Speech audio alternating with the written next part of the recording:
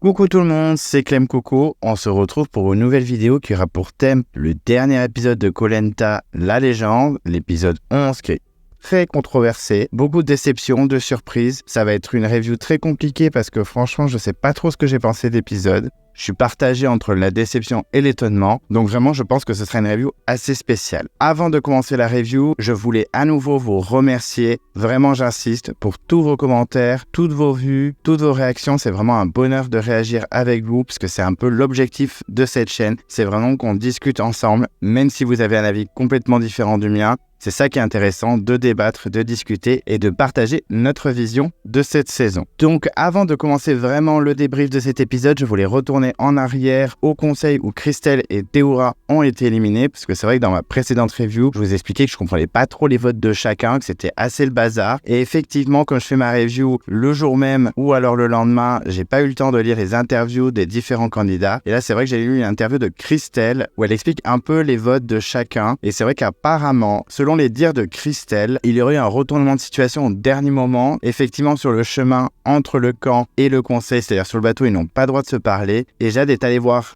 Christelle avant de prendre le bateau pour dire que finalement, il ne fallait pas voter Alix mais Phil. Et Christelle n'a pas eu le temps de le dire à Sam et Théoura. Et c'est la raison pourquoi les votes étaient différents entre cette petite alliance. Et également, Jade a voté Laurent, parce qu'apparemment, elle aurait changé d'alliance et se serait alliée à Laurent et Phil. Et elle aurait voté Laurent comme un vote blanc pour ne pas enfoncer sa copine Christelle. Mais en soi, Christelle disait qu'elle était très déçue par Jade, car pour elle, c'est une trahison entre guillemets. Effectivement, Jade savait que Christelle et Théoura étaient très en danger, voire peut-être éliminées. Et elle n'a pas soutenu sa copine. Et elle a préféré voter blanc pour pas se prendre les poudres de Christelle. Et c'est pour ça que Christelle a choisi Claude pour le vote noir. Effectivement, tout ça, on ne l'a pas vu à l'écran, même si pour certains, c'était assez évident. Moi, j'avoue que je n'ai pas vu toutes ces stratégies et toutes ces nuances au niveau des votes. Donc là, c'est un peu plus clair pour moi. Et là, j'avoue que je suis un peu déçu par Jade qu'elle n'ait pas soutenu forcément Christelle. Alors Christelle, je m'en moque un peu, qu'elle sorte ou pas, pour moi, c'est un peu pareil. J'avoue que son départ ne m'a pas attristé, mais c'est vrai que le fait que Jade ne la soutienne pas et c'est même pas de la sauver, ça m'a un peu déçu. Surtout que l'épreuve éliminatoire où Alexandra est partie, elle était en larmes quand Christelle était sauvée in extremis. Donc là, j'ai pas trop compris son choix. Après, le Koh Lanta, le but c'est d'être dernier et je pense que Jade a bien fait parce que ça va l'amener très loin. Elle est dans une alliance plutôt solide. Mais j'étais assez déçu du comportement de Jade et je peux comprendre la frustration de Christelle. Donc on reprend l'épisode 11, le début. Donc déjà pour commencer, j'étais assez déçu de ne pas voir l'arrivée de Clémence et Kumba à la maison du jury final. C'est vrai que ça aurait pu être intéressant de voir la réaction de Namadia en voyant Kumba et surtout Clémence. Clémence qui est clairement une investigatrice de l'élimination de Namadia, même si Clémence a annoncé dans une interview qu'elle avait proposé d'abord le nom de Claude pour l'élimination et que c'est finalement Alexandra et Alice qui ont refusé catégoriquement. Mais quand même, ça aurait été intéressant de voir Namadia, sa réaction et également l'ambiance à la maison du jury final avec Kumba et Namadia. Je pense que ça doit être très compliqué pour elle. On aurait bien aimé avoir des images ou en tout cas sentir un petit peu comment ça se passe là-bas. Moi, j'aime beaucoup ces moments où on voit la réaction des éliminés du jury final quand ils voient les nouveaux éliminés arriver. Je trouve ça intéressant et là, on n'a pas eu. Donc, je suis un peu déçu. J'aurais bien aimé voir ça. Tant pis, ça n'a pas été gardé au montage. Je pense que c'était finalement pas si intéressant que ça, mais c'est dommage. Donc, on retrouve Théoura et Christelle sur leur bateau qui arrive sur l'île des Bannis. Alors déjà, premièrement, je me suis dit, donc finalement, Théoura est toujours là. Parce que c'est vrai qu'il y a eu des rumeurs de triche pendant des semaines depuis le début de la diffusion. Tout le monde parle du fait que Théoura aurait triché et aurait demandé la nourriture à des locaux ou à des pêcheurs. Et là, effectivement, il est toujours là. Donc pour le moment, je m'étais dit,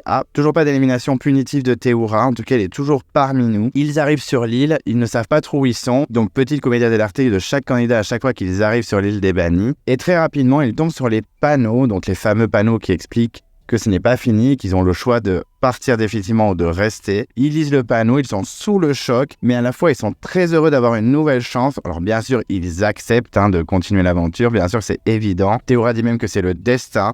Christelle est ultra contente, elle est ravie, elle est vraiment sous le choc. Clairement, ça les a reboostés. On sent vraiment qu'il y a une nouvelle dynamique en lisant ce panneau. Ils disent qu'ils sont déterminés pour la suite, ça ne m'étonne pas du tout, surtout venant de Théoura et même de Christelle qui est quand même une battante malgré tout. Elle a quand même gagné sa saison et je pense que clairement en elle c'est une battante, même si elle est plutôt discrète. Elle est impatiente de découvrir en tout cas qui elle va retrouver sur l'île des bannis. Elle ne sait pas encore que c'est Alexandra, donc elle est impatiente de voir qui a tenu et qui est resté sur l'île des bannis. Et donc il y a Alexandra en mode farniette avec son bob sur la tête, en mode tranquille sur la plage qui se repose, qui s'attend pas du tout à être rejoint par 2 éliminés et très rapidement Christelle la surprend. Elle sursaute un peu, pauvre petite Alexandra qui est en train de dormir tranquille. Théoura fait un peu le fou, il fait un peu le guerrier polynésien en allant vers elle, donc Alexandra est très heureuse, elle est toute souriante, elle les accueille avec un grand sourire. Théoura félicite même Alexandra d'être toujours là, d'avoir tenu. Alexandra est complètement contente de ne plus être seule, vraiment elle est ravie. Très rapidement elle explique les règles. En fait, ils vont devoir se battre sur des épreuves afin de rejoindre l'aventure directement à l'orientation. Donc là, Christelle et Théoura sont ravis, ils sont même sous le choc, mais ils sont très contents. Alexandra est contente de ne plus être seule, certes, mais elle est quand même triste d'affronter des gens qu'elle apprécie. Alors, je ne savais pas qu'elle appréciait spécialement Christelle. Alors, Théoura, je savais, puisqu'ils étaient dans la même équipe, même si à un moment, elle voulait peut-être l'éliminer dans une alliance avec Alix. Mais effectivement, elle l'aime beaucoup quand même humainement. Et Christelle, je ne savais pas qu'elles étaient proches, mais en tout cas, elles n'ont pas d'aminosité entre elles. Donc, elle est déçue d'affronter ces 2 candidats. Elle aurait préféré sortir quelqu'un qu'elle apprécie moins, je pense par exemple Jade. Donc elle est partagée entre la joie de ne plus être seule, mais aussi d'affronter des candidats qu'elle apprécie beaucoup. On retourne sur le camp des réunifiés, on sort du conseil. Jade a eu très peur parce que c'est vrai qu'il y a eu des votes dans tous les sens, elle était aussi menacée. Elle est aussi très dégoûtée de voir Christelle partir, c'était son soutien. Alors je suis un peu surpris Jade, c'est vrai que tu savais qu'elle avait de grosses chances de partir. T'as pas du tout bougé ton petit doigt pour la sauver, même au contraire, t'as fait une alliance un peu dans son dos, t'as voté entre guillemets blanc pour pas te prendre trop de foudre sur la tête, mais bon, t'as quand même un petit peu participé à son élimination, donc je suis un peu surpris qu'elle dise qu'elle est dégoûtée alors qu'elle savait très bien que sa copine allait sortir. Un peu déçue de Jade, j'avoue, elle qui est plutôt quand même fidèle en amitié, même si bon, au retour des héros, elle n'avait pas choisi Philomène sur les poteaux, elle avait choisi Romuald, ce qui avait causé sa perte, mais là j'étais un peu surpris qu'elle la soutienne pas plus que ça. Donc j'avoue que c'est un peu en contradiction avec son comportement au conseil, un peu déçu de Jade, j'avoue. On a Laurent qui s'exprime sur le move d'Alix, sur le fait qu'elle faisait croire qu'elle avait un collier d'immunité et que finalement, elle ne l'a pas sorti au conseil. Il dit que c'est pas cool, mais en même temps, je trouve que c'était un très bon move stratégique. Je suis un peu surpris de Laurent qui trouve pas ça cool, qui se sent un peu trahi entre guillemets, mais en même temps, on est dans Koh Lanta, le but était de rester. Elle a seulement essayé de sauver sa peau. Clairement, elle a bien fait. Alors, elle n'était pas forcément ultra menacée non plus, vu qu'elle était liée avec Phil qui est très apprécié, mais elle a bien fait de le faire parce que ça l'a sauvée un petit peu quand même. C'est le jeu, je suis un peu surpris que Laurent soit un peu dégoûté comme ça. Laurent s'est fait duper, c'est vrai qu'il a du mal à l'avaler, mais bon, en même temps, on est dans Koh Lanta, faut pas être surpris. Elle ne sait même pas encore si elle a vraiment le collier ou non. Est-ce qu'elle a vraiment menti jusqu'au bout ou alors est-ce qu'elle a pris un risque en ne le sortant pas? Donc il hésite vraiment sur le fait qu'elle l'ait ou non. Il pense même que ça peut être Alexandra qui l'ait trouvé, qui lui est donné. Il y a Jade qui insiste auprès de Laurent pour qu'il demande directement à Alix de lui montrer. J'avoue que il aurait dû le faire dès le départ. Moi je pense que si Alix m'avait dit j'ai un collier, j'ai dit ok, montre-le-moi, un peu comme Brice et Cindy dans la guerre des chefs. Je l'en avais déjà parlé dans la review d'avant. Et il ne l'a pas fait, j'avais trouvé ça très naïf de sa part, surtout que c'est quand même son 3e Koh Lanta. Et finalement Laurent lui demande. On a même un petit effet sonore musique très flippant. Alors j'avoue que j'ai trouvé ça très marrant. C'est vrai que c'est rare dans Koh Lanta ces petits effets sonores. En plus on l'aura plusieurs fois dans l'épisode et j'ai trouvé ça très rigolo. Et puis finalement Alix avoue directement. Et puis au final Laurent la félicite. Alors j'étais un peu surpris, il change un peu de comportement toutes les 5 minutes. Au départ il avait un peu les boules d'être dupé. Et dès qu'il lui demande et qu'elle avoue clairement que oui elle n'a pas de collier et qu'elle a bluffé jusqu'au conseil, il la félicite. Laurent est un peu en contradiction à ce moment-là. J'ai pas trop compris. Bon après on sait pas combien de temps il y a eu entre les 2 passages. Mais bon je me suis dit faut savoir Laurent. Soit elle a hyper bien joué stratégiquement, soit elle t'a dupé et ça te fout les boules. J'avoue que j'étais un peu perplexe devant cette situation. Et là on a Jade qui souligne une nouvelle fois qu'Alix est vraiment capable de tout pour aller jusqu'au bout et que du coup ça la rend dangereuse. Elle admire quand même son côté stratégique et son côté aventurière qui ne lâche pas le morceau. Il faut le dire, Alix, qu'on l'aime ou qu'on l'aime pas, clairement elle donne tout pour aller jusqu'au bout. Et résultat ça marche, elle est toujours là, elle est dans les 8 derniers. On pourrait être surpris et pourrait aller encore plus loin. Et c'est vrai que Jade a raison sur ce point, elle est prête à tout et finalement ça lui réussit bien. On a même Alix de son côté qui avoue qu'elle est comme une moule accrochée à son rocher, qu'elle ne lâche pas l'affaire. Elle est contente d'être saluée par les autres. Il y a même Claude, lui, qui comprend pas qu'Alix ait si peu de votes, étant donné qu'elle s'est beaucoup mise en avant, elle s'est beaucoup mise dans la lumière de façon pas très positive. Et finalement, elle s'en sort plutôt bien, parce que je crois qu'elle a eu que 2 votes contre elle. Il y a même Claude qui l'enfonce un peu, il la trouve véhémente, qu'elle s'expose trop, qu'elle se grille déjà pour la finale. Alors c'est vrai qu'il a raison sur le côté qu'elle se grille pour la finale. Moi, je la trouve pas véhémente non plus, je pense qu'elle s'en sort comme elle peut. Elle a pas de stratégie pré-game à part peut-être Alexandra et Loïc, et finalement Loïc ça tient pas beaucoup et Alexandra est sortie, donc elle se retrouve un peu toute seule. Elle a raison aussi de tout donner. Là, elle a plus grand monde à trahir, hein. C'est fini. Je pense que les trahisons, Alix, elle en fera plus trop. Après, sur le fait qu'elle se grille trop, c'est vrai que je suis d'accord avec Claude. Clairement, je pense que contre n'importe qui des candidats qui restent, elle perd. Personne va trop voter pour elle, peut-être Alexandra et Loïc, et encore. Loïc, je suis même pas sûr si elle se retrouve face à Claude, ou face à Laurent, ou face à Phil. Loïc est peut-être capable de voter contre un des 3 garçons. Donc, c'est vrai que clairement, ça va être compliqué pour elle pour détenir la victoire finale. Mais bon, c'est vrai qu'au moins, elle se bat, elle va jusqu'au bout, elle fait tout pour aller jusqu'au bout, on ne peut pas lui enlever. Et puis d'un coup, sur le sable, on retrouve des bambous et des cerceaux avec un petit mot. Donc, ils lisent le mot et comprennent très vite que c'est une épreuve qui va être directement sur le camp. C'est l'épreuve mythique des bambous sur la tête. Et grâce à l'éventuelle victoire à cette épreuve, ils peuvent gagner un avantage stratégique. Ce sont les 2 derniers qui tiennent avec leur bambou sur la tête qui auront un avantage stratégique. Alix n'est pas du tout confiante. Elle dit qu'elle n'était pas forte du tout sur cette épreuve dans sa première aventure. Et effectivement, dans les 4 terres, elle n'avait pas tenu ultra longtemps non plus. Jade est curieuse par rapport à l'avantage stratégique. Elle pense à un indice pour le collier, par exemple. Il y a Claude qui s'entraîne. Il y a Phil qui va absolument gagner l'épreuve pour avoir l'avantage. Laurent veut également performer. Il n'a jamais gagné d'épreuve pour le moment. Et c'est vrai que ça le peine un peu. Et là, il veut vraiment gagner. Il va rien lâcher. Donc très rapidement, on comprend que l'épreuve, c'est tout de suite. Donc il n'y a pas Denis Brognard. Moi, j'étais un peu choqué et un peu déçu. Je suis en mode, ok, donc Denis, il est en RTT, il ne vient pas, très bien, pas de problème, pas de souci, ils vont se débrouiller tout seuls. Donc ils se positionnent eux-mêmes dans les cercles avec leur bambou au-dessus de leur tête. C'est eux qui font même le décompte, c'est Hugo qui fait 3, 2, 1. J'étais en mode, mais qu'est-ce que c'est que ça? La mise en scène, c'est une catastrophe. D'habitude, on a des belles mises en scène avec Denis qui fait le décompte. Et là, rien du tout. T'es un peu déçu. C'est une épreuve low cost. En plus, directement sur le camp, ils vont pas sur une autre île ou sur un autre spot. J'étais un peu surpris. Mais bon, pourquoi pas? Allons-y. L'épreuve commence. On découvre que les bambous sont moins longs pour les femmes que pour les hommes et également le placement des mains au niveau des cordes est différent selon le sexe. Donc les filles sont un petit peu avantagées, ce qui est surprenant parce que souvent, ce sont des filles qui gagnent cette épreuve. Pour rappel, c'était Christina qui avait battu Ty Chris aux ambassadeurs au Choc des héros en 2010. Elle avait fait une performance incroyable. Et également, pendant les 4 terres, les 2 dernières, c'était Adja et Joaquina de l'équipe de l'Est. Ça avait été une super performance. Souvent, les filles sont très fortes. Donc, j'ai pas trop compris pourquoi ils ont avantagé les filles sur cette épreuve parce que c'est clairement du mental. Alors, faut avoir de la force. On est d'accord, mais les filles peuvent être encore meilleures que les hommes sur cette épreuve, donc moi j'aurais bien aimé qu'il y ait une équité au niveau de la difficulté. Dès le début, on voit que Claude galère un peu, je sais même pas s'il a déjà fait cette épreuve, peut-être qu'il l'a déjà fait, je me rappelle plus, mais en tout cas j'ai pas le souvenir. Laurent est plutôt serein, on a Jade qui se fait une petite frayeur et très rapidement elle galère et elle perd en première. J'étais un peu surpris parce que Jade a un sacré mental d'habitude. Il y a même le candidat à côté d'elle, je crois que c'est Sam ou Loïc qui demande mais qu'est-ce qui s'est passé. Elle dit que ses mains ont glissé. Donc j'ai pas trop compris la défaite aussi rapide de Jade, j'étais un peu déçu. On sent que c'est un peu dur pour tout le monde quand même. Il y a Alix qui galère pas mal, mais ces filles qui a 2 doigts de lâcher, il se rattrape quand même. Claude est assez impressionné par le rattrapage de Phil, mais finalement il lâche quand même au bout de 9 minutes, donc c'est terminé également pour Phil. Tout le monde est concentré, il y a déjà 15 minutes qui sont passées. Hugo de son côté, lui, il lâche carrément une main. Bah c'est la fête du slip, ok, il lâche carrément une main. À une main, Hugo il a pas le temps. Claude est choqué, il dit carrément. Jade aussi le trouve assez exceptionnel. Il remet sa main quand même, faut pas non plus déconner. Problème devant pour Sam qui serre les dents, on voit que Sam souffre beaucoup. Il y a Claude qui sourit, qui se moque un peu de lui. Loïc est ultra focus, mais Sam n'en peut plus. Loïc le soutient, il faut absolument qu'il tienne. On sent quand même qu'il y a un petit lien entre les 2 jeunes de la tribu. Hugo relâche à nouveau sa main et il fait tomber le bambou au bout de 18 minutes. J'étais assez déçu parce que je pense que c'était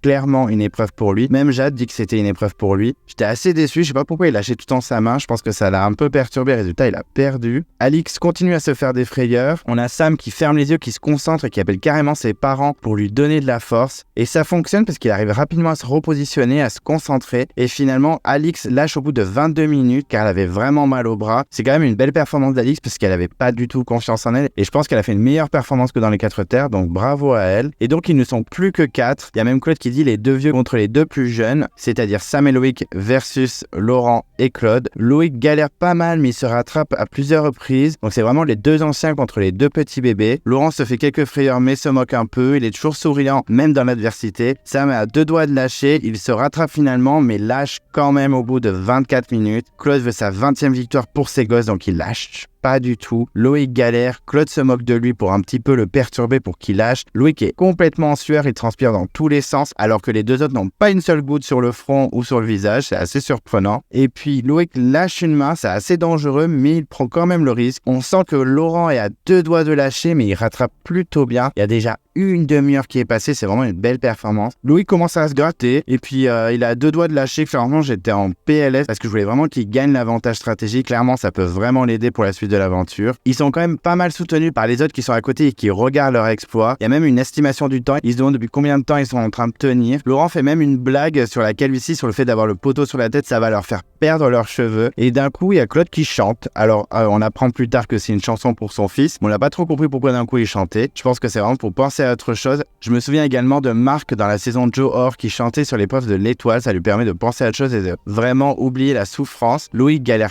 clairement, on sent vraiment qu'il va lâcher, mais il tient le coup quand même. 40 minutes sont passées, mais malheureusement, Loïc lâche. Et j'étais vraiment très triste parce que l'avantage stratégique aurait été super pour lui. Donc j'étais un peu dégoûté, clairement. Et c'est Laurent et Claude qui gagnent donc l'épreuve au bout de 43 minutes. Ils sont vraiment très heureux, ils se jettent dans les bras, ils se félicitent. Moi, clairement, j'ai été dégoûté que ce soit eux qui aient l'avantage. Déjà qu'ils sont pas mal protégés par les autres candidats, par la production, par leur image, etc. Et là, c'est eux qui ont l'avantage. Après, ils ont performé, hein. Il faut rester humble, il faut rester fair play. Ça a été les meilleurs, tant mieux pour eux. Mais ça m'agace vraiment que ce soit eux qui aient gagné parce qu'ils ont déjà le contrôle du jeu. Et là, ça va clairement les amener à la fin. On va se retrouver avec une finale Claude et Laurent, ce que j'espère pas, mais ce qui est en train de se profiler vraiment. On a quand même Laurent qui est ravi de gagner et surtout avec Claude qui est un très très bon ami à lui. Donc ils sont très contents. Loïc est quand même content de sa performance, surtout en face de gros candidats comme Laurent ou Claude. Donc au final, c'est quand même les papis qui ont gagné, mais il faut rester fair play, il le mérite quand même. On est quand même à la 20e victoire de Claude, ce qui est vraiment un record. Et là, clairement, je pense que Théoura ne le battra plus jamais.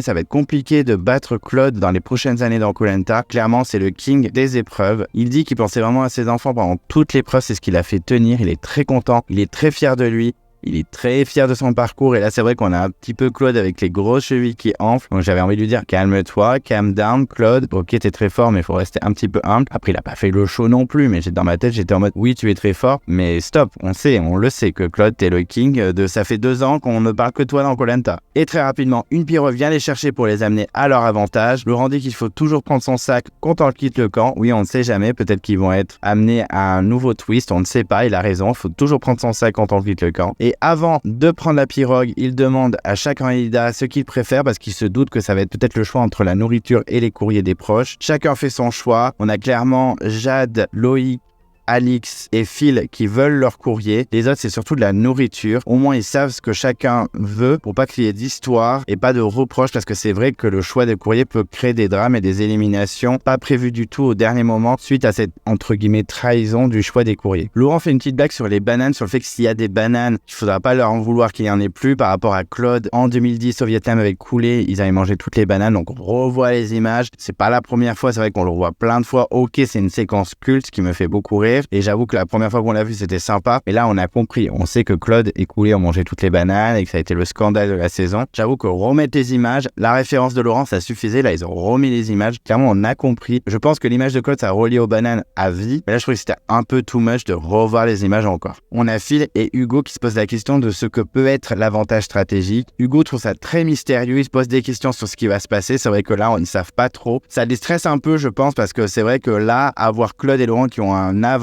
stratégique. En plus, ils parlent d'armes stratégiques, donc ça rappelle un peu la saison des armes secrètes qui n'était clairement pas une superbe saison, surtout à cause des armes. Et là, ils se doutent que ça peut être des armes qui peuvent vraiment changer le cours du jeu, donc ils sont un peu en stress, je peux les comprendre. Phil parle du fait qu'il veut vraiment la lettre de sa fille Aya. Il ne pleure pas pour une fois, il se retient. J'avoue, d'habitude, Phil, quand il parle de ses enfants, c'est un torrent de larmes, mais là, il se retient. On a Alix qui dit qu'à la base, elle voulait la nourriture et finalement, elle veut vraiment le courrier. Car en plus, aujourd'hui, c'est les 9 mois, entre guillemets, d'anniversaire de la disparition de sa sœur. Donc, c'est vraiment un moment important pour elle. Elle parle de ses parents qui ont été très forts, que c'est les plus belles personnes qu'elle a jamais rencontrées dans sa vie. C'est vraiment un moment touchant. C'est vrai qu'Alix, d'habitude, on la voit en mode bonhomme stratégique qui veut tout casser. Et là, elle est vraiment touchante. Elle espère vraiment vont avoir le courrier. Moi, elle m'a vraiment touché à ce moment-là. C'est vrai que c'est une facette d'Alix qu'on ne connaissait pas et c'est vraiment agréable de voir ça. C'est vrai que là, Laurent et Claude ont une grosse responsabilité sur les épaules, donc il faut vraiment pas qu'ils fassent les mauvais choix parce que ça peut leur porter préjudice par la suite et en même temps, s'ils font les bons choix, ça peut les amener très très loin. Donc les deux victorieux arrivent sur l'ancienne ligne des jaunes, donc Claude la reconnaît très rapidement. Ils sont un peu déçus parce qu'ils voulaient un hôtel à la base, mais c'est pas grave, ils arrivent sur l'île des jeunes. On a Claude qui se remémore les bons souvenirs vécus sur le camp avec Candice, Clémence, Kumba. On a des images un peu du début d'aventure. Il y a même Claude qui raconte à Laurent comment ça se passait. Après, il dit vraiment, voilà, c'est bien le passé, mais moi je veux être dans le présent, voir l'avenir. Donc il faut vraiment qu'on découvre ce que c'est notre arme stratégique.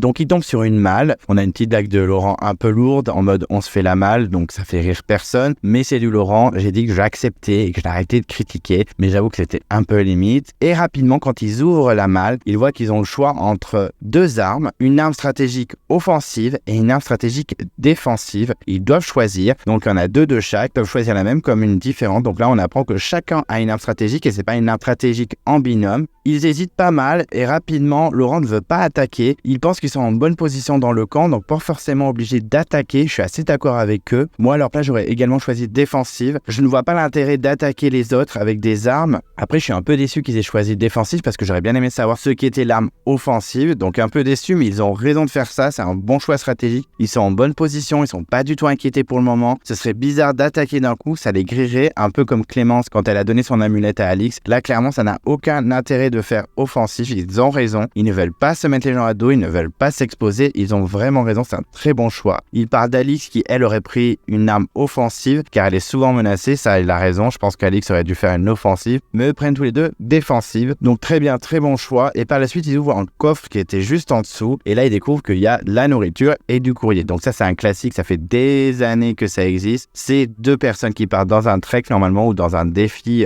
physique ou sportif et ils doivent choisir entre le courrier et les lettres. Ils ont à peu près 8 à 10 denrées ou courriers à prendre et là finalement on apprend dans le mot que c'est 6, donc il va falloir faire de très très bons choix. Ils vont essayer de respecter les demandes des candidats afin de ne pas avoir de candidats à dos et surtout d'avoir une belle image pour continuer dans l'aventure. Très très bon stratégique des garçons. Après ils connaissent Koh-Lanta comme leur poche, donc c'est pas très surprenant. En tant qu'aventurier aguerri de Koh-Lanta, ils font le bon choix et ils choisissent donc 4 courriers, donc les 4 demandes, c'est-à-dire Jade, Alix, Loïc et Phil. Et pour le reste, ils prennent 2 denrées alimentaires et ils font de bons choix car ils prennent des denrées qui tiennent sur la longueur, c'est-à-dire 1 kg de pâtes et du manioc. Ils auraient pu très bien prendre des cochonneries comme les viennoiseries, du chocolat, du sucre, etc. Mais ils font le bon choix. Et je pense vraiment que ça va donner une belle image auprès des candidats. Ils ont vraiment fait le bon choix. Bon, clairement, ils ont les boules de ne pas prendre leur courrier. Ça, je peux comprendre. Mais en faisant ça, ça les fera avancer plus loin dans l'aventure. On se souvient d'Alexandra dans l'île des héros qui était dans les deux, qui allait au trek et qui avait choisi son courrier. Ça ne lui avait pas porté préjudice. Ça m'avait beaucoup surpris d'ailleurs. Mais souvent, quand on prend son courrier alors qu'on est à l'initiative du trek, c'est vrai que c'est un peu limite. Donc, c'est un très bon choix stratégique. En plus, ils auront une belle image auprès des autres. Vraiment très bon move des garçons. Même s'ils sont dégoûtés, ils ont extrêmement bien fait. En tout cas, j'aurais fait pareil. Donc, on découvre la fonctionnalité des armes secrètes. J'avoue que j'étais un petit peu curieux. J'espérais une nouvelle surprise, un petit twist assez intéressant. Et très rapidement, Claude lit le mot et fait une blague. Ça m'a fait beaucoup rire. En plus, on a eu le retour de la musique très stressante. C'était 4 colliers plus direct orientation. Ça m'a fait beaucoup rire. D'habitude, Claude ne me fait pas mourir de rire. Mais là, j'avoue que j'ai trouvé ça très marrant. Et puis, rapidement, on découvre, en fait, c'est un indice pour un collier d'immunité. Donc, il est ravi. Il trouve que c'est une arme surpuissante.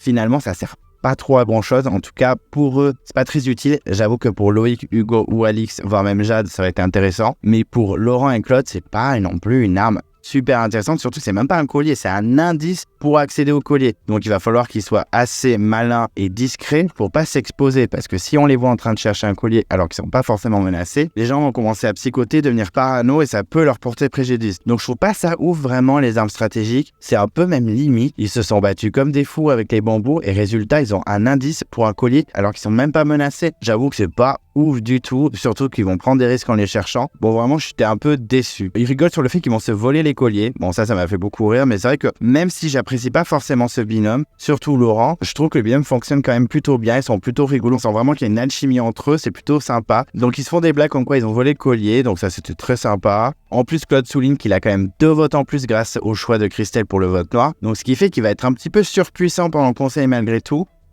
Honnêtement, je pense pas qu'ils sortiront leur collier, ça sert à rien, ça va les exposer pour rien et en plus ils sont pas du tout menacés. Mais on sent qu'ils ont bien les cartes en main Moi, honnêtement, ça me dégoûte un peu parce que même si c'est des grands aventuriers, on peut pas leur enlever, ils sont incroyables, tout ça. Mais ça m'agace parce qu'en fait, ils sont ultra protégés, jamais menacés, alors que clairement, ils sont super forts en épreuve, hyper bons en stratégie, en survie, ils sont pas trop dégueulasses, en social, ils sont plutôt bons également, et jamais ils sont menacés, jamais que personne prend le risque de les éliminer. Résultat, là, ça les amène directement en première classe à l'orientation, et je suis un peu dégoûté, j'avoue, même si bon, en se mettant à leur place, c'est vrai que là, ils ont toutes les cartes en main, et c'est assez appréciable de continuer l'aventure comme ça. Surtout qu'en plus, ils se rassurent en disant que les choix qu'ils ont fait sur les armes et sur le coffre vont vraiment les sauver pour la suite. Ils se disent que vraiment, si les autres candidats votent contre eux après tout ce qu'ils ont fait, clairement, c'est vraiment pas cool. Après, on n'est pas dans Survivor, parce que dans Survivor, c'est vraiment possible que ça arrive. Il y a des gens qui ont été choisis pour des conforts, pour gagner des choses, etc. et qui se sont pris un coup de couteau dans le dos très rapidement. Et dans Survivor, c'est une autre approche, c'est un peu plus trahison et trash, on va dire. Alors que dans Koh Lanta, vraiment, si un candidat fait ça, c'est très très mal vu. Et c'est vrai que dans la version française, c'est un peu moins violent, en tout cas un peu moins trash niveau de trahison. Donc ils se rassurent en disant qu'avec ces choix qu'ils ont fait, ça va les sauver pour la suite, et je pense qu'ils ont raison. Ensuite, on retourne au camp, on a Hugo et Sam qui partent pêcher, donc un moment survie. Moi ça, j'aime beaucoup les moments survie, c'est très sympa, surtout que le binôme Hugo et Sam on n'avait jamais vu, donc là c'est assez intéressant de les voir ensemble. En plus, il y a Sam qui balance que Claude a tout le temps le harpon, donc c'est très compliqué d'aller pêcher quand il est là. Donc cette fois ils vont tenter leur chance sans Claude. On a même ce petit binôme qui imite Claude. C'est vrai qu'apparemment Claude parle beaucoup dans le tuba et des fois on ne le comprend pas. Enfin, Sam dit qu'il le comprend, mais c'est vrai que Hugo, par exemple, qui a moins l'habitude d'aller pêcher, il a du mal à comprendre les gens dans le tuba, donc il se moque un peu de lui, il limite, même s'il le trouve très efficace en pêche, il limite un peu. C'est vrai que c'est très marrant de voir d'autres candidats imiter Claude qui est toujours protégé et mis sur un piédestal. Là, c'était très marrant de le voir un petit peu singer et de voir d'autres candidats se moquer un peu de lui, très gentiment. En tout cas, c'était bon enfant et c'était pas dans la méchanceté, et du coup, c'était très sympa. En tout cas, ça fait plaisir de voir Hugo un peu pêcher. On l'avait pas vu pêcher, je crois, depuis le début de l'aventure, à part quand il était sur l'île des bannis avec Maxime ou Clémentine. Mais là, c'est vrai que c'est sympa de le voir avec Sam, un petit binôme qu'on n'avait jamais vu, très sympa. En plus, ils ont un bon butin, les garçons sont vraiment contents. Donc vraiment un moment de survie court, mais très sympa. On a Jade, Loïc et Hugo qui imaginent ce que Claude et Laurent vivent. Ils sont un petit peu, pas jaloux, mais ils sont un petit peu envieux, on va dire. Ils se doutent qu'ils profitent beaucoup, alors que finalement, pas tant que ça. Malgré tout, ils ont quand même gagné une épreuve assez dure avec le bambou sur la tête. Ok,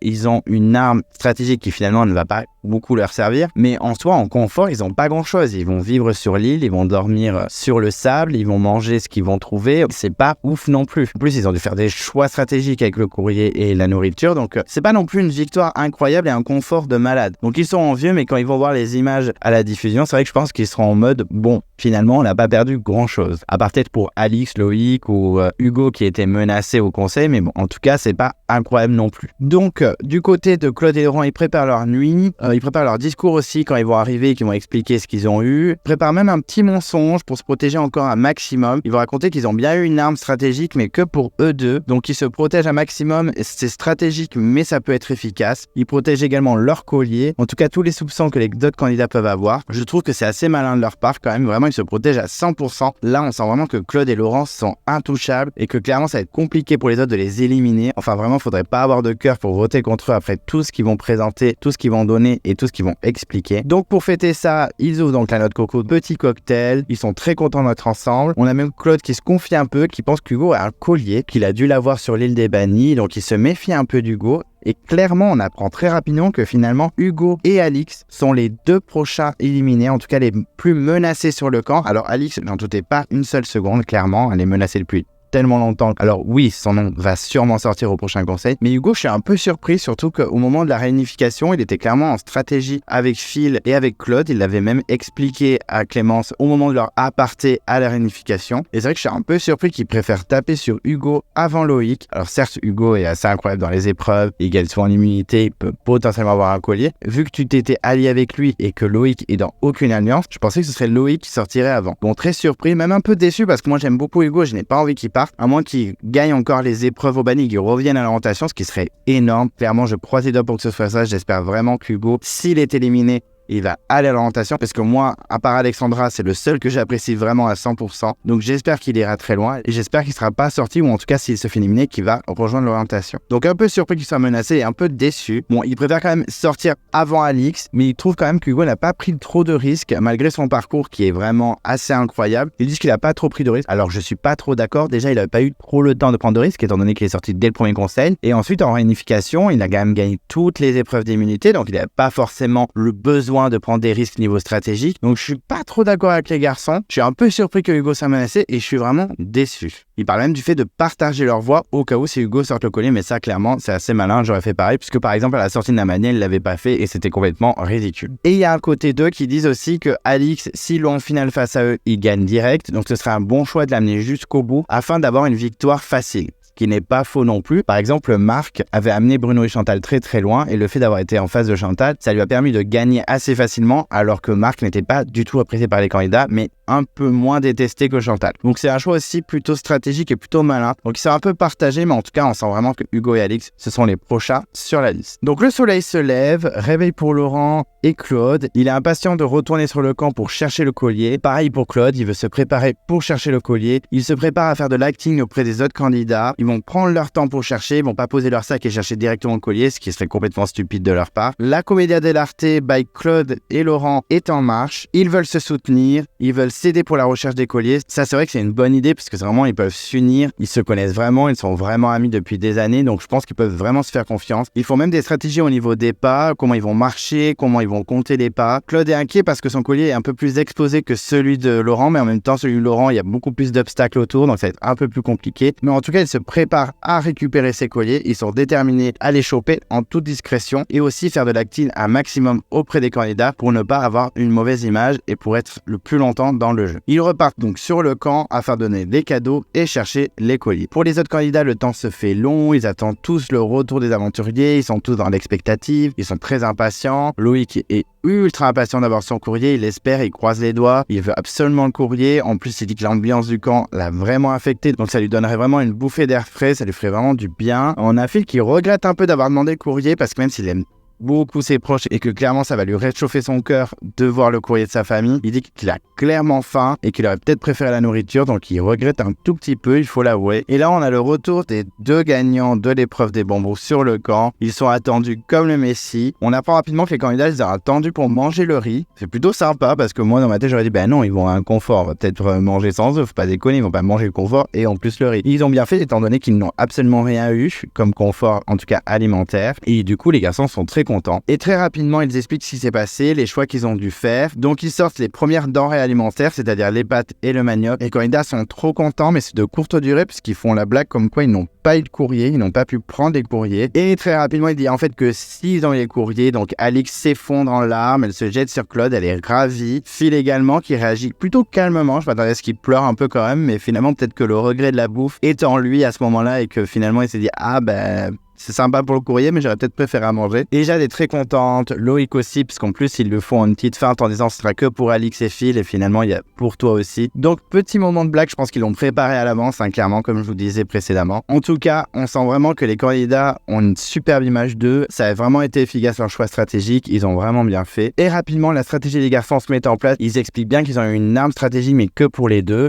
Clairement, ils mentent et ils ont raison. En plus, ça passe crème. Pas de souci, les candidats y croient en 3 secondes. En plus, à côté, on a une Jade en larmes qui respecte clairement ces deux aventuriers. C'est vraiment une bonne stratégie. Là, on a un gros coup de Claude et Laurent, même si clairement, ça m'agace qu'ils soient autant protégés que ce soit par les candidats ou la production. Mais là, on peut pas leur enlever. Très, très bon choix. Très, très bon move stratégique. Donc là, on arrive au moment du courrier. Alors clairement, c'est des moments que je déteste, comme quand les proches viennent. C'est le moment où c'est larmoyant, où les gens sont en larmes totales, c'est la tristesse, ça nous touche, c'est machin. Enfin, vraiment, c'est un moment qui m'agace, je trouve ça long. Alors clairement, je serais à leur place. Oui, j'aurais un courrier de mes proches, je serais en larmes totales. Mais moi, en tant que spectateur, j'avoue que c'est pas très intéressant à voir et je trouve ça ultra too much. Après, je comprends leur position, mais je trouve ça ultra too much et pas du tout intéressant. Et en plus, ça dure assez longtemps à chaque fois, alors que clairement, on n'est pas là pour regarder des gens pleurer sur leur courrier, on est là pour voir le jeu Koh-Lanta, que ce soit les épreuves, la stratégie et la survie. Donc on commence par Jade qui est en larmes devant sa lettre, elle lit son contenu, on comprend rapidement que son conjoint s'appelle Philippe. Alors j'ai le souvenir que dans le retour des héros, quand elle trouve son objet à l'orientation, elle parle d'un Olivier, donc apparemment elle a changé de mec. Alors je ne suis pas la vie privée de Jade, mais voilà, j'ai quand même notifié qu'elle avait changé de conjoint entre temps, en même temps c'était il y a plus de 10 ans, donc c'est pas très surprenant. Elle a des nouvelles donc de son conjoint, de sa fille, elle est complètement reboostée, ça lui fait un bien fou. Alix devant sa lettre également, elle est très heureuse d'avoir des nouvelles de sa maman, de ses parents, surtout que la veille c'était les 9 mois de la disparition de sa sœur, donc elle s'en voulait de pas être là, mais là ça l'a reboosté. Elle voit que ses parents sont compréhensifs et qu'ils sont là pour elle. J'avoue que ça me fait bizarre de voir cette facette d'Alix. D'habitude on l'a toujours en mode warrior et là on l'a vraiment en mode touchante. Ça me fait vraiment plaisir de la voir comme ça parce qu'au moins ça l'humanise un petit peu, parce que c'est vrai que ça fait plusieurs épisodes que c'est difficile de la trouver attachante et là vraiment elle est vraiment touchante. En plus elle parle de Mathieu des Quatre Terres qui est maintenant son conjoint, donc ça fait plaisir de revoir des images de Mathieu qui est quand même un candidat assez sous-coté. Je sais que les vrais fans durs de Koh-Lanta le trouvent insipide et pas très intéressant. Je suis entre guillemets un peu d'accord avec eux, c'est vrai qu'il manque de charisme et je pense qu'il a vraiment pas eu sa chance dans les Quatre Terres et c'est intéressant de le voir dans un All-Star classique. En tout cas ça m'a fait plaisir de revoir des images des Quatre Terres, qui est une saison que j'aime beaucoup.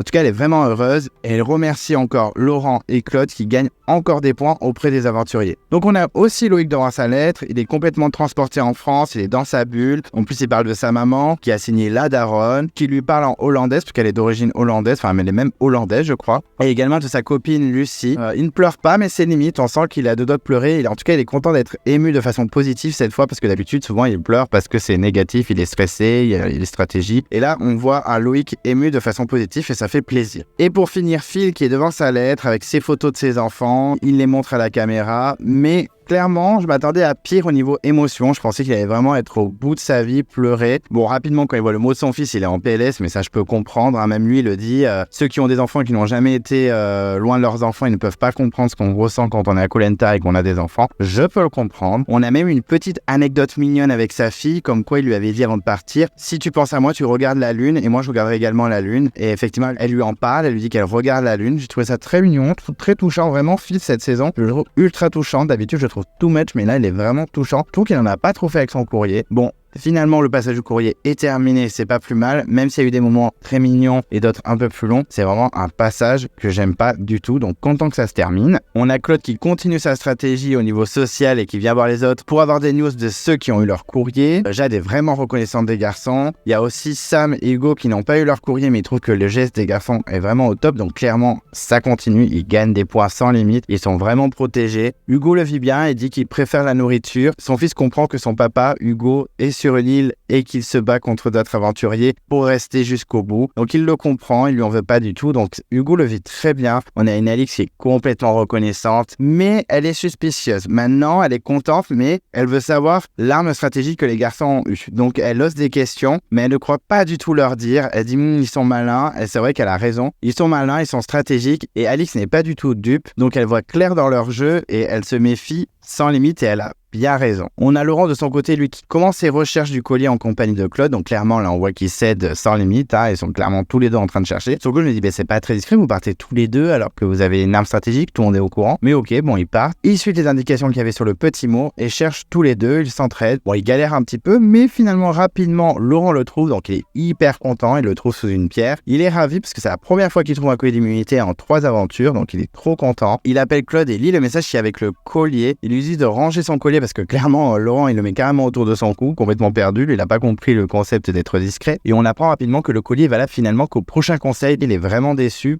parce que du coup, ça apporte pas grand-chose à long terme. Il n'était clairement pas menacé, donc je peux comprendre qu'il soit un peu déçu. En plus, il compte même pas le sortir parce que s'il le sort, il se grille, en tout cas il s'expose, alors qu'il ne se sent pas du tout en danger. Et là, on a un petit moment un peu à la Patrick dans La Revanche des Rois en 2012. Il le cache dans son slip. Et il reparle également de son coup de bluff en 2014 où il avait caché dans son slip de bain face à une Christina qui clairement avait bien compris qu'il avait un collier, il lui a fait comprendre. Et quand j'ai revu ces images, j'étais content de revoir Christina qui me manque, que j'aurais vraiment aimé qu'elle soit dans les 20 ans, elle aurait tellement mérité. Mais bon, c'était un court passage, mais ça m'a fait plaisir de la voir. Il le cache encore mieux cette fois, mais c'est compliqué pour lui. Voilà, il y a plein de petits coquillages et de petits éléments. C'est pas très agréable. Donc il le camoufle très bien dans son maillot de bain. Et c'est parti pour l'acting de Laurent sur le camp. Ça passe crème. Il prend son temps. Il attend qu'entre guillemets, comme il dit, les vipères ne le regardent pas. Et il cite même Alix carrément que c'est une vipère et qu'elle surveille tout. En même temps, elle est tellement menacée que moi je préparais. Je surveillerai tous les faits et gestes de mes camarades. Puis rapidement, il le cache dans son sac et il laisse même son sac ouvert en mode rien à cacher. Comme ça, au moins,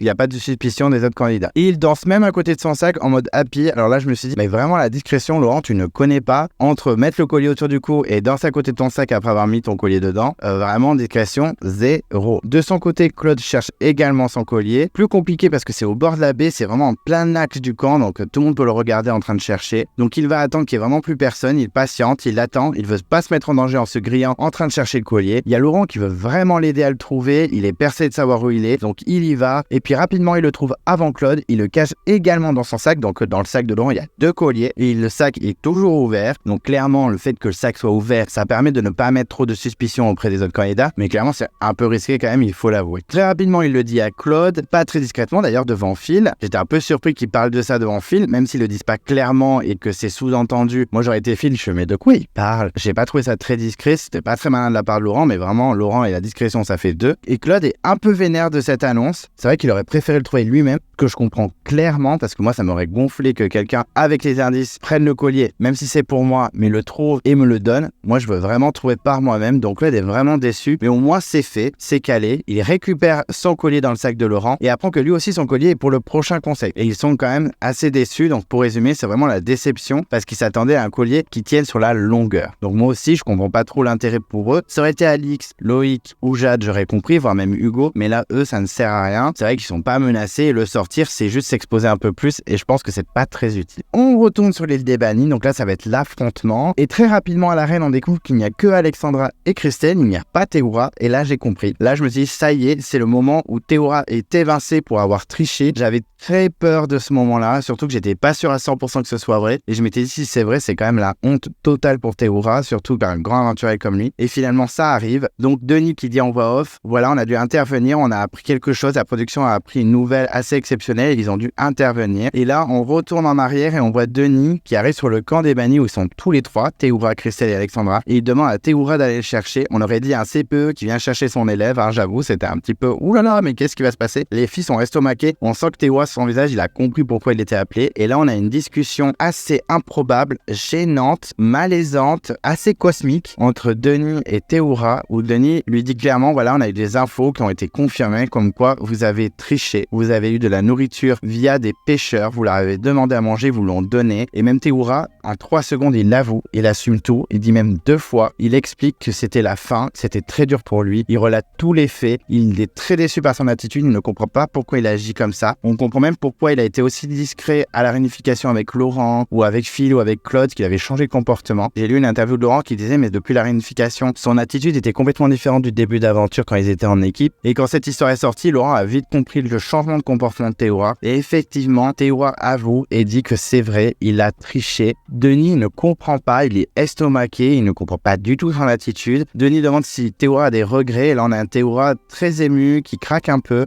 Il dit que la tentation était trop forte, mais Denis en revient pas, mais j'avoue que même moi sur mon canapé, je n'en revenais pas. J'avoue que Théoura qui triche, je n'en reviens pas, je suis choqué. C'est vrai que Théoura, c'est quand même quelqu'un de plutôt humble, avec des valeurs, etc. Je dis pas que là, il a plus de valeurs, c'est pas ce que je dis, mais vraiment, on s'attend pas du tout à ce que ce soit Théoura qui triche. J'aurais dit peut-être plus un Patrick, une Cindy, ou un Maxime, ou même une Clémentine, qui ont ce côté un peu stratégique, filou. Théoura, il a pas du tout, il est pas du tout stratégique, il est pas du tout...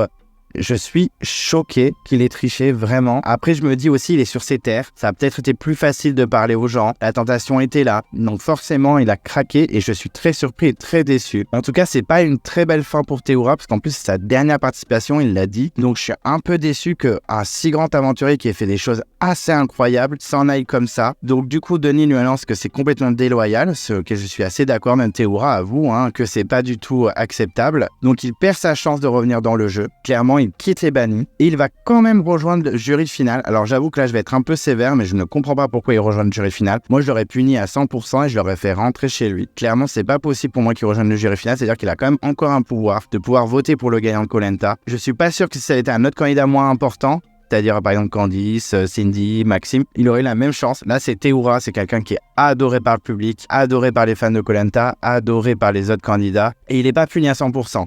Alors j'avoue que ça arrive, on est tous humains, on fait tous des erreurs, mais si j'avais été la production, j'aurais puni à 100% et serait rentré chez lui. Donc il a quand même cette chance de rejoindre le jury final. Théoura accepte, reconnaît ses torts, il a trahi la loi de Koh Lanta, et mais vraiment, je répète, c'est une triste fin pour Théoura car c'est vraiment un énorme candidat qui a fait des choses incroyables et je suis très déçu que ça s'arrête comme ça pour lui. Ça n'enlèvera pas tout ce qu'il a fait, clairement, c'est un aventurier de ouf, qu'on l'aime ou qu'on l'aime pas. Moi je suis pas forcément ultra fan de Théoura, mais je l'ai vachement soutenu dans ces 2 premières saisons, je l'ai moins aimé par la suite, mais là c'est vrai que c'est vraiment dommage que ça se termine comme ça. Je me dis que Sam, quand il va découvrir ça, il va être en dépression. Mais Théoura a failli, c'est dommage pour lui, c'est la fin, c'est une triste fin, mais c'est comme ça. Ça m'a clairement fendu le cœur et j'ai trouvé la séquence assez incroyable, assez gênante quand même. Je pensais pas que la production l'afficherait à ce point-là, je pensais que ce serait plus discret. Je Je suis déçu, mais un peu en colère aussi. Je me dis quand même c'est un aventurier incroyable et il a tout gâché en faisant ça. Voilà, je suis un peu triste, mais c'est la fin de Théoura et puis c'est comme ça, il faut l'accepter. Il y a aussi une petite histoire sur les réseaux sociaux qui tourne, comme quoi ça n'aurait pas été le seul à tricher entre guillemets. Effectivement, il aurait fait profiter la nourriture à Claude,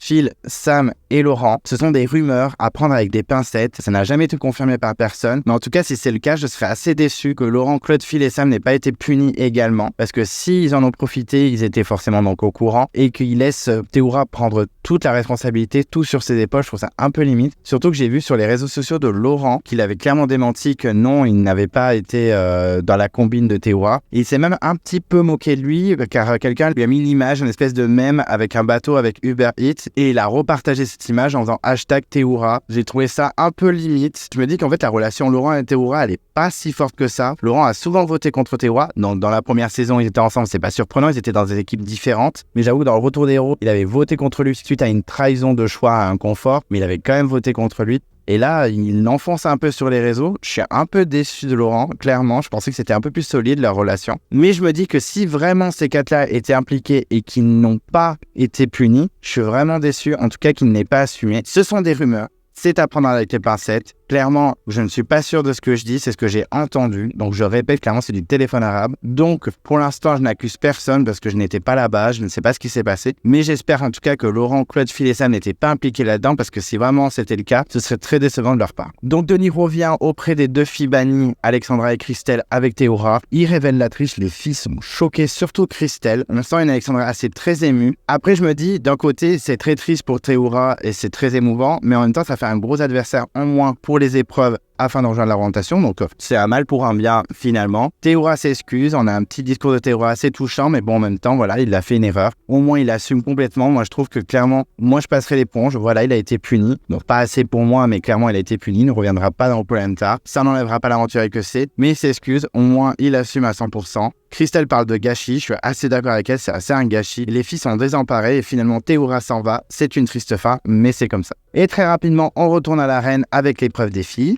Denis nous rappelle que c'est deux anciennes gagnantes qui sont déterminées. Christelle est en mode guerrière, combattante. Elle est tellement heureuse d'avoir sa chance à nouveau qu'elle va tout donner. Et je sais que Christelle peut être très performante, donc j'étais très inquiet pour ma Alexandra. C'est le deuxième affrontement pour Alexandra. Elle avait performé de ouf contre Combat et Clémence. Elle peut nous refaire une belle victoire. Sa première victoire surtout lui a donné plein de confiance, plein de courage, elle est clairement déterminée. Et je me dis aussi que ça peut être une revanche de l'épreuve éliminatoire, l'épreuve où Alexandra est éliminée, et les deux dernières en lice, c'était Christelle et elle, et c'est finalement Christelle qui avait réussi à s'en sortir à l'épreuve, et c'est Alexandra qui a été éliminée. Je me dis que ça peut être une revanche pour Alexandra, donc il faut vraiment qu'elle donne tout. Donc en plus, on apprend que c'est une épreuve de logique, où il y a des cubes avec des faces de couleurs. Il faut vraiment être logique et je sais que c'est un des points forts d'Alexandra, donc j'étais vraiment serein en me disant bon déjà ça s'est fait aussi. Alexandra elle peut vraiment gagner cette épreuve. C'est un peu comme un Rubik's Cube mais il faut pas que ce soit les mêmes couleurs mais il faut que chaque couleur soit de chaque côté. C'était assez compliqué à comprendre quand on l'a expliqué, finalement quand on voyait l'épreuve c'était assez logique mais je me disais que ça pouvait être vraiment un point fort pour Alexandra donc j'y croyais à mort. Et l'épreuve commence, ils ont d'abord un premier obstacle, un espèce de tunnel de corde où elles doivent amener un sac avec un cube dedans, il y a 4 cubes en tout, donc ça veut dire qu'elle doit faire 4 allers-retours. Alexandra est assez rapide, mais Christelle est sur ses talons. Elle est vraiment pas loin. Elles doivent ramener cube après cube. Alexandra a la rage, mais Christelle est clairement déterminée. Alexandra a fini par avoir ses 4 cubes en première, mais Christelle est juste derrière. Donc vraiment, ça se joue à pas grand-chose. Clairement, je commençais à être un PLS et à paniquer un peu. Moment de logique, arranger ses cubes. Là, je me suis dit, allez Alexandra, tu peux tout donner. T'es incroyable. Tu vas tout cartonner. Il faut trouver le bon sens pour avoir les 4 couleurs alignées de chaque côté de la colonne avec ces 4 cubes. Il faut être logique et concentré. Je crois en Alexandra. Christelle, j'ai jamais vu trop performer dans cette aventure, donc j'y croyais à mort. Il faut être au taquet. Clairement, j'étais en stress total pour Alexandra. Et très rapidement, en l'espace de 3 secondes, je sais pas comment ça s'est passé, mais Christelle réussit son défi, elle appelle Denis, Denis vérifie, et c'est Christelle qui remporte l'épreuve ultra rapidement. Clairement, là, on peut vraiment la féliciter pour sa performance, mais j'étais tellement dégoûté. Clairement, là, Alexandra, c'est fini, c'est terminé. L'aventure d'Alexandra se termine maintenant. Clairement, je suis dégoûté. C'était mon poulain. Je vais me rabattre sur Hugo, du coup. Mais je suis très triste pour elle, clairement. Elle avait vraiment d'autres choses à montrer. J'espère qu'elle reviendra dans un retour des héros. J'en suis pas persuadé, mais j'espère. Alexandra est clairement dégoûtée, mais elle accepte. Elle voulait clairement aller jusqu'au bout, aller à l'orientation. Elle était déterminée, mais Christelle a été plus forte qu'elle. Et ça fait quand même 2 défaites face à Christelle. Je trouve ça un peu triste, mais c'est comme ça. Christelle est très fière d'elle. Elle sait qu'Alexandra est très forte dans ce genre d'épreuve, donc elle est très fière d'elle de l'avoir battue. Elle se venge aussi de l'injustice du conseil parce qu'elle a vraiment très mal vécu son élimination qui était pour elle injuste. Elle est encore plus déterminée. Alors moi je trouve que Christelle est pas du tout intéressante comme candidate, donc j'espère que c'est pas elle qui va rejoindre le jeu à l'orientation. Mais bon, on sent vraiment qu'elle va tout donner et qu'elle va pas lâcher le morceau. On a une Alexandra qui la booste et qui veut que ce soit elle qui rejoigne l'aventure. Elle est un sans flambeau, donc ça m'a fendu mon cœur, mais c'est comme ça. Elle quitte l'aventure et j'étais clairement dégoûté. J'étais un petit peu à bout, j'avoue.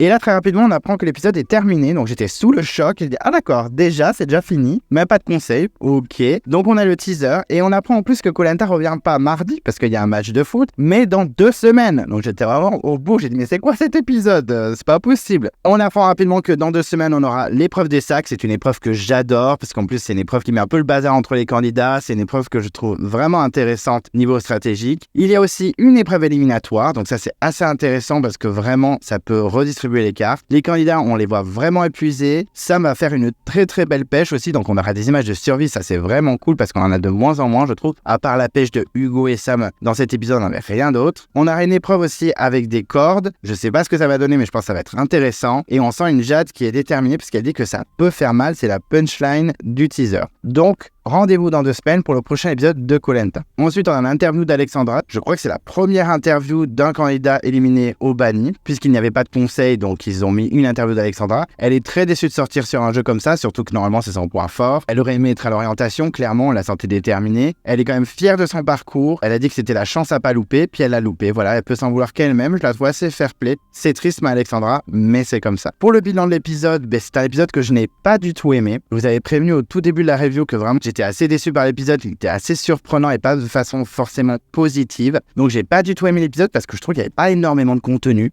Surtout le courrier, moi clairement je m'en moque total. Il y a eu une épreuve sans Denis, il n'y a pas eu de conseil. Alexandra est éliminée et en plus Koh-Lanta revient dans 2 semaines. Donc vraiment ça commence à être vraiment trop pour moi. C'était un épisode vraiment pas cool. En plus avec une fin qui m'a détruit. Donc c'était vraiment pas un épisode que j'ai beaucoup aimé. Beaucoup de Claude et Laurent pendant tout l'épisode, ça m'a beaucoup agacé parce que c'est pas des candidats que j'adore. Ils les testent pas. Enfin Laurent ça va beaucoup mieux qu'au début de la saison, mais j'avoue qu'on les a beaucoup vus. C'était pas forcément très intéressant. En fait, c'était un épisode composé d'une épreuve de bambou, de Laurent et Claude avec le courrier, lecture de courrier, recherche de collier et une épreuve des bannies avec ma préférée qui s'en va. Donc clairement, c'était pas un épisode intéressant pour moi. Après, ça reste très intéressant au niveau du montage, au niveau de la musique, au niveau des plans, c'est vraiment très bien fait. Mais je reste sur ma faim et ça m'énerve quand ils coupent les épisodes comme ça. Je trouve ça vraiment décevant. Même pas un conseil, même pas une épreuve d'immunité. Je suis un peu triste. Donc un épisode que j'ai pas du tout aimé. Alors, je me suis pas ennuyé, il faut pas abuser non plus, mais je l'ai pas trouvé ultra intéressant, pas beaucoup de contenu, et surtout, la fin m'a brisé.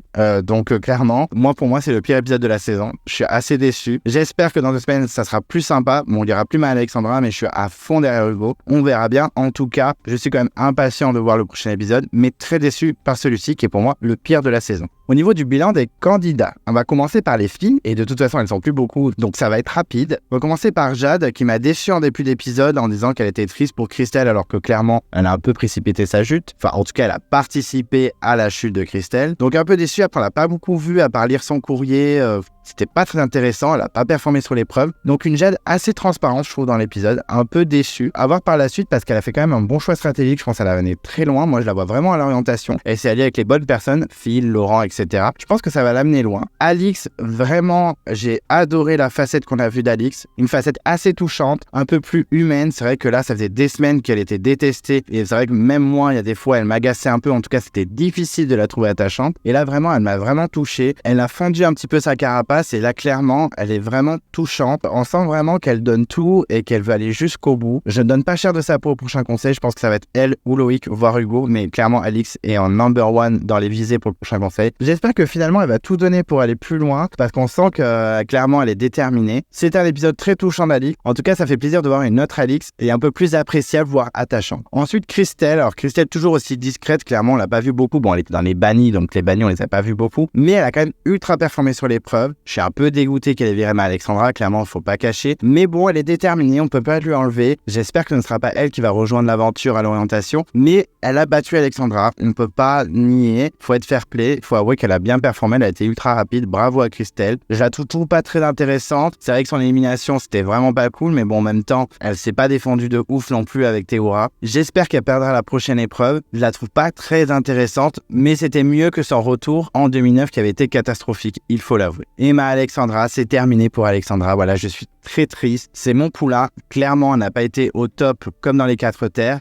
Elle a fait des erreurs stratégiques, je suis d'accord. Elle n'a pas performé sur une épreuve éliminatoire. Et là, sur cette épreuve, elle n'a pas été assez rapide pour battre Christelle. Je suis très déçu. Je peux comprendre qu'on ne l'aime pas, Alexandra, mais là, je suis très déçu. Ça va être compliqué de regarder la suite de Koh Lanta. Je vais quand même regarder parce que j'adore Koh Lanta. Mais sans Alexandra, ce ne sera pas la même chose. J'espère qu'elle reviendra dans un retour des héros. Je croise les doigts. J'en suis pas persuadé clairement, mais je croise les doigts. Et j'espère qu'on va la revoir être toujours aussi souriante et déterminée. Au niveau des garçons, on va parler de ceux qu'on a vu le plus, c'est-à-dire Claude. Alors Claude, clairement, là, il mène le jeu de A à Z. Je trouvais que ça faisait 2 épisodes où il avait plus trop le contrôle au niveau des stratégies. Il était un peu surpris par les votes. Il savait plus trop sur quel pied danser. Là, clairement, avec son arme stratégique et ses choix qu'il a fait, il est clairement dominant sur le camp. Laurent et Claude sont intouchables maintenant. En tout cas, j'ai trouvé Claude assez fidèle à lui-même. C'est un candidat que j'apprécie, mais que j'adore pas non plus. Il a fait de très bons choix stratégiques pendant l'épisode. Il a ultra bien performé sur l'épreuve, donc je peux rien lui reprocher à ce stade. Je ne pense pas qu'il sera menacé, clairement, il est vraiment intouchable. Ça va être compliqué pour les autres de l'éliminer. Je suis un peu déçu, j'aurais bien aimé qu'il soit un peu plus inquiété. En tout cas, moi, clairement, je ne suis pas Madame Irma, mais je le vois vraiment sur les poteaux et carrément en finale face à Laurent. Et pour Laurent, c'est un peu pareil. Même s'il a fait 2-3 blagues un peu lourdes, je l'apprécie un peu plus. En tout cas, il m'énerve beaucoup moins qu'au début d'aventure. Il a fait de très bons choix stratégiques avec Claude, il a performé sur l'épreuve, donc difficile de dire que c'est pas un bon aventurier. Là, clairement, il est protégé un max grâce à ses choix et son arme. Donc, je le vois clairement aller à l'orientation. Je serais pas très surpris. Il risque en plus d'aller sur les poteaux et aller en finale avec Claude. J'espère que ça sera vraiment pas ça, mais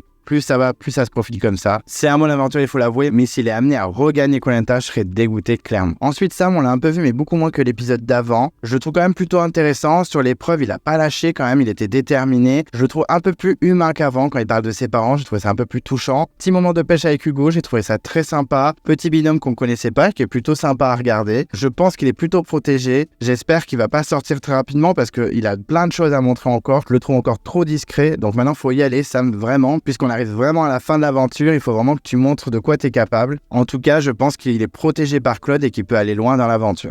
Phil, toujours aussi touchant. Moi, vraiment, Phil, d'habitude, je le trouve ultra too much. Là, je l'ai vraiment trouvé touchant, surtout au niveau de ses courriers avec sa famille. Sur l'épreuve, clairement, il est parti hyper vite, donc pas intéressant. Mais son côté humain que j'ai apprécié pendant tout l'épisode. Je le sens pas non plus en danger pour le prochain conseil. Il est dans une bonne stratégie avec Laurent et Claude, je pense, parce que je pense qu'ils sont tous un peu liés. Je le vois bien aussi à l'orientation avec Claude et Laurent, et peut-être Jade. En tout cas, son avenir est serein et je m'inquiète pas trop pour lui. Ensuite, Loïc. Alors Loïc, on l'a vu sur l'épreuve, il a pas lâché, il a vraiment été ultra performant. C'est vraiment un guerrier, j'ai vraiment apprécié ce passage. Il a été aussi touchant pour son courrier, il en a pas fait de 3 tonnes, donc j'ai trouvé ça plutôt appréciable. On a vu une autre facette de Loïc et ça fait toujours plaisir de voir ça. Je le sens extrêmement en danger pour la suite. Il peut peut-être sortir au prochain conseil ou dans 2 conseils. Peut-être pas à l'épreuve éliminatoire parce qu'il est déterminé, mais vraiment, je sens que Loïc va bientôt sortir et ça va me fendre le cœur parce qu'après Hugo, c'est mon petit poulain. C'est vrai que je parle beaucoup de mes petits poulains, mais clairement, mon top 3, c'est Alexandra, Hugo et Loïc. Donc quand Loïc va partir, ça va me fendre le cœur et je sens que c'est pour bientôt. C'est dommage, j'espère qu'il va refaire un retour des héros lui aussi. En tout cas, très appréciable, c'est difficile de le détester. Ensuite, Hugo, alors lui, rien à dire. Donc mon deuxième poulain avec Alexandra, je l'adore, hyper discret, efficace. Le petit moment de pêche avec Hugo, c'était très sympa. Bon, il s'est senti trop en confiance sur l'épreuve des bambous, du coup, il l'a fait tomber et j'étais très triste pour lui. Je pense que ça va être compliqué pour lui par la suite, étant donné qu'il est menacé par Claude et Laurent. Donc on verra, en espérant que s'il est éliminé, il gagne toutes les épreuves au banni et revienne à l'orientation, ce que j'espère, je croise les doigts. Même si j'aime pas les doubles gagnants et que j'aime pas quand les gagnants reviennent dans le retour des héros. Là, clairement, il a tellement eu un parcours atypique et assez incroyable, il a jamais lâché, que j'ai vraiment envie qu'il aille jusqu'au bout et c'est mon favori depuis le départ d'Alexandra. Et pour finir, Théoura, donc je vais pas en rabâcher encore, c'est très triste, c'est une triste fin pour un grand aventurier pour lui. Mais malheureusement, c'est la fin pour Théoura et c'est la fin définitive, je pense qu'il ne reviendra plus. De toute façon, il l'a dit et je pense que la production n'est plus intéressée pour le rappeler. C'est vraiment dommage parce qu'il faut pas enlever que Théoura, c'est un aventurier incroyable. Il a 17 victoires individuelles. En survie, il est 20 sur 20, il n'y a rien à dire. En social, il a fait vraiment beaucoup de progrès au fil des saisons. Bon, en stratégie, c'est vrai que c'est très compliqué, mais en tout cas, c'est un très bel aventurier, qu'on l'aime ou qu'on ne l'aime pas, il faut l'avouer. Moi, c'est pas forcément un de mes favoris, mais clairement, Théoura, je peux que lui tirer mon chapeau. Vraiment, c'est dommage l'erreur qu'il a faite. Ça a gâché un petit peu son image de fin d'aventure et de fin de Koh Lanta. Mais j'espère que les fans vont vraiment se rappeler de Théoura en tant que grand aventurier. En tout cas, moi, je le soutiendrai jusqu'au bout. C'est quand même un aventurier assez incroyable.